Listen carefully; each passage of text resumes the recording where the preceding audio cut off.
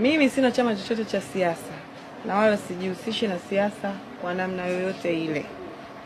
Ni mwananchi tu wa Tanzania. Kwa hivyo hata wakati nafanya baadhi ya vitu ambavyo nilivifanya ambavyo vimepelekea mpaka mambo yote yameweza kutokea. Baadhi ya vitu ni misunderstanding tu, lakini mimi sipo kabisa katika siasa. Ila namshukuru Mungu kwamba uchunguzi umefanyika sehemu tofauti tofauti na msamaha umeweza kupita wa Mheshimiwa Rais.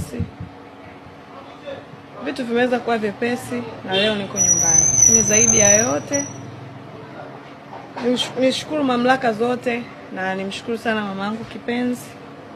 Nilipata taarifa nikiwa ndani, bado sijapata nafasi ya kuona vyote maana ni vingi. Mimi mwenyewe akili yangu kwa sasa hivi bado I'm not in a mood to explain so much about anything. Lakini tu nimshukuru mama yangu kwa vyote alivyofanya,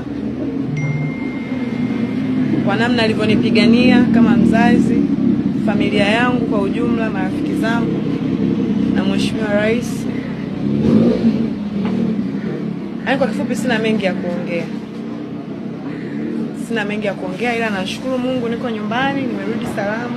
Ni hivyo tu.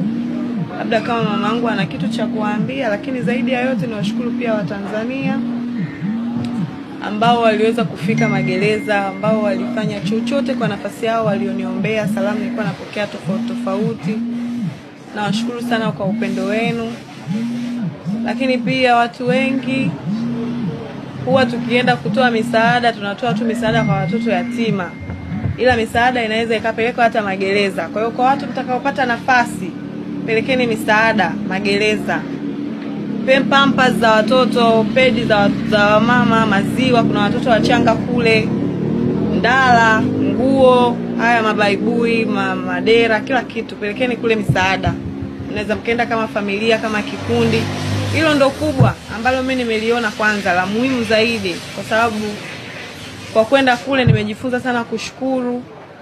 Allah amenifundisha kushukuru. Kuna vitu vingi tunavifanya unakuwa huru kama hivi, unaona tu ni kitu cha kawaida, ni vitu ambavyo we take for granted. Lakini uhuru, yani thamani ya uhuru ni kubwa sana. Thamani ya amani ni kubwa sana. Unapokuwa uwezi hata kugusa simu, uwezi hata kwenda sehemu chooni peke yako mpaka mtu akutizame unafanya nini. Sio maisha mazuri. Vurugu hizi, kuna vitu vika vinatokea vya vurugu. Unakuwa wewe unajiangalia tu wewe kama wewe kwa vibe zako na miemko yako, lakini kule